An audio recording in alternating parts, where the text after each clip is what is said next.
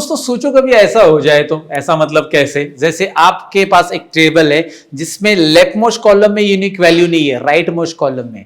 अब आप बोलोगे राइट मोस्ट कॉलम में यूनिक वैल्यू है तो क्या है, मैं आपको बताऊं कि भाई राइट मोस्ट कॉलम में जब यूनिक वैल्यू है तो आप वीलुकअप नहीं लगा सकते, क्योंकि वीलुकअप लेफ्ट टू राइट काम करता है। सुना है ना आपने, पहले एग्जांपल में मैंने बताया, मतलब ये वीलुकअप की सीरीज में जो इंट्रोडक्शन वीडियो था मैंने उसी में बताया था आपको कि भाई वीलुकअप के अंदर आप क्या कर सकते हैं, बस लेफ्ट मोस्ट कॉलम में यूनिक वैल्यू है तभी आप वीलुकअप लगा के उसके राइट के, मतलब लेफ्ट मोस्ट कॉलम में यूनिक वैल्यू, उसके राइट में जितनी भी वैल्यूज है उनको फेच कर सकते हैं, उनका रिजल्ट फाइंड आउट कर सकते हैं। ये मैंने आपको बताया था, राइट, आपको भी याद रहेगा। लेकिन मैंने उस टाइम पे ये भी बताया था कि अगर आपके पास राइट मोस्ट कॉलम में भी वैल्यू है तो वीलुकअप हम थोड़ा सा जुगाड़ टाइप लगा के उससे भी डेटा फेच कर सकते हैं। लेकिन कैसे करेंगे, यस, इसे बोलते हैं हम रिवर्स वीलुकअप, इसे बोलते हैं हम चूज का यूज करना वीलुकअप में। यस, वीलुकअप में हम चूज यूज करके हम राइट मोस्ट कॉलम में जो वैल्यू पड़ी ना उसे लेफ्ट मोस्ट बना देंगे, टेम्पररी बेसिस पे बना देंगे, और उसके बाद उसके ऊपर वीलुकअप अप्लाई करेंगे, और वीलुकअप अप्लाई करेंगे तो हमें रिजल्ट मिल जाएगा। तो इस पर्टिकुलर वीडियो में मैं आपको वही बताने वाला हूं दोस्तों।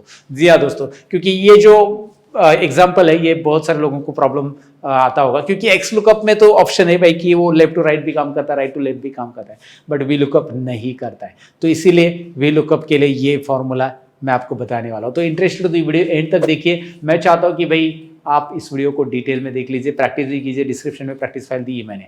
तो ये चूज के साथ यूज करेंगे हम वी लुकअप, यस, राइट। तो let's go ahead and start on a computer.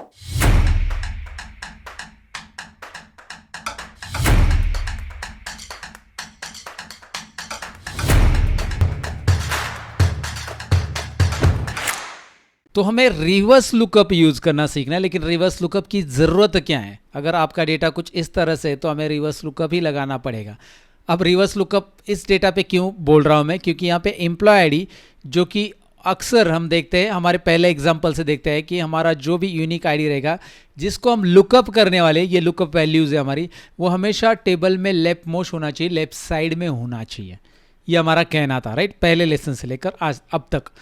लेकिन अब इस वाले लेसन में जो कि ये रिवर्स लुकअप है, तो हमारे पास ये रिवर्स है, मतलब हमारा एम्प्लॉय आईडी राइट साइड में है और बाकी का सारा डेटा लेफ्ट साइड में लोकेटेड है।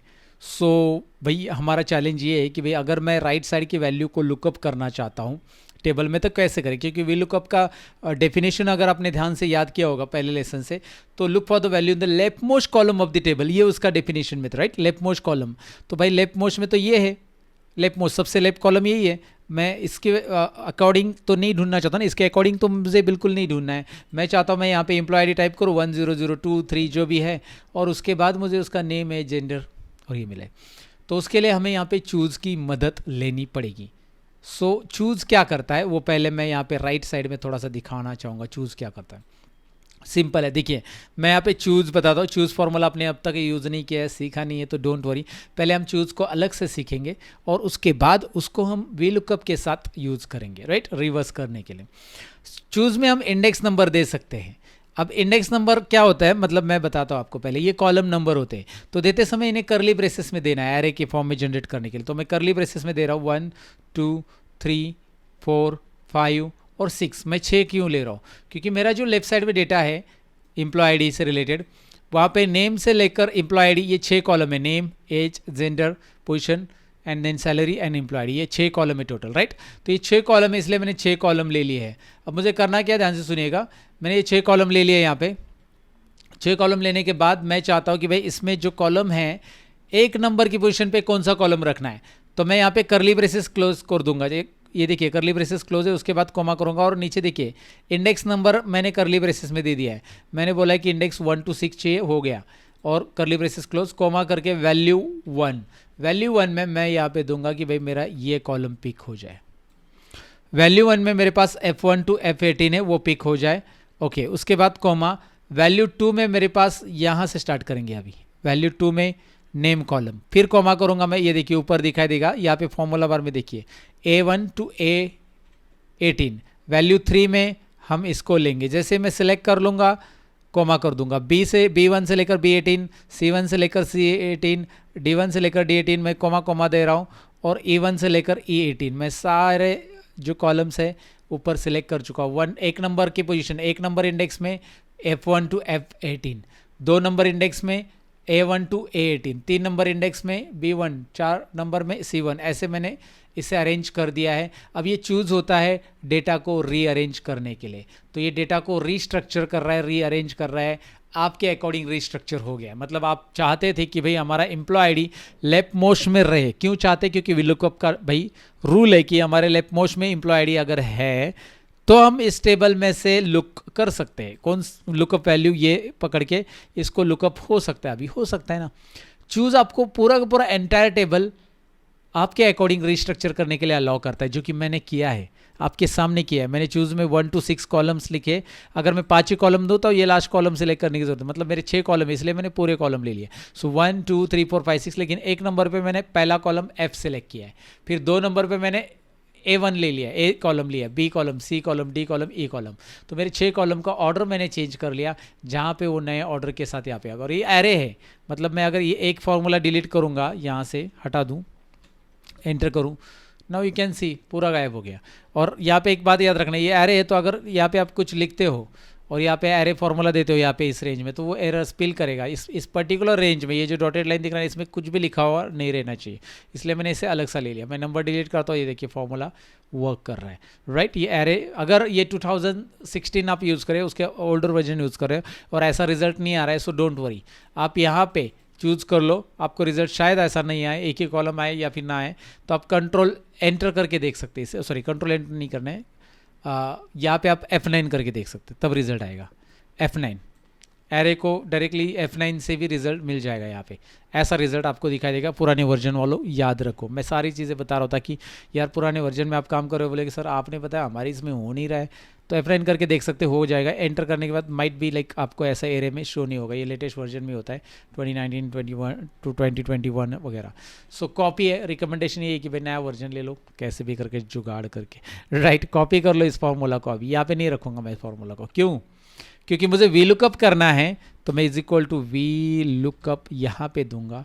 ये लुकअप वैल्यू आपको पता है, देखो VLOOKUP देने के बाद लुकअप वैल्यू ऊपर की सिलेक्ट कर लो, ऑफकोर्स इसे फिक्स करना पड़ेगा, फिक्स करने के लिए F4, then comma, table array. अब टेबल एरे इधर से सिलेक्ट नहीं करना है, आपने जो चूज़ का फॉर्मूला लिया था ना वो पूरा पूरा यहाँ पे ले लो, इज इक्वल टू साइन हटा दो, चूज़ में मैंने इज इक्वल टू के साथ लिया था वो इज इक्वल टू हटा दो, बाकी सब टेबल एरे में डाल दो पूरा पूरा चूज़। लेकिन एक चीज़ याद रखो कि भाई इसको आपको क्या करना पड़ेगा, ये पूरी रेंज को, ये पूरा रेंज फिक्स करो। मैंने एक साथ सिलेक्ट करके फिक्स कर दिया, F1 से लेकर सब कुछ फिक्स कर दो, क्योंकि हमने स्पेसिफिक रेंज ली है तो फिक्स करना बहुत ज़रूरी है। और चूज फॉर्मूला हमारे टेबल एरे में आएगा VLOOKUP में, याद रखिए, ये देखिए टेबल और आर्ग्यूमेंट है और उसमें चूज फॉर्मूला पूरा आ रहा है, जहाँ पे नया वर्चुअल टेबल जो हमने तैयार किया है, वर्चुअल टेबल बोल सकते हैं हम इसे, कॉमा रिस्ट्रक्चर किया हमने वर्चुअल टेबल चूज़ की मदद से, फिर मैं कॉमा दे रहा हूँ।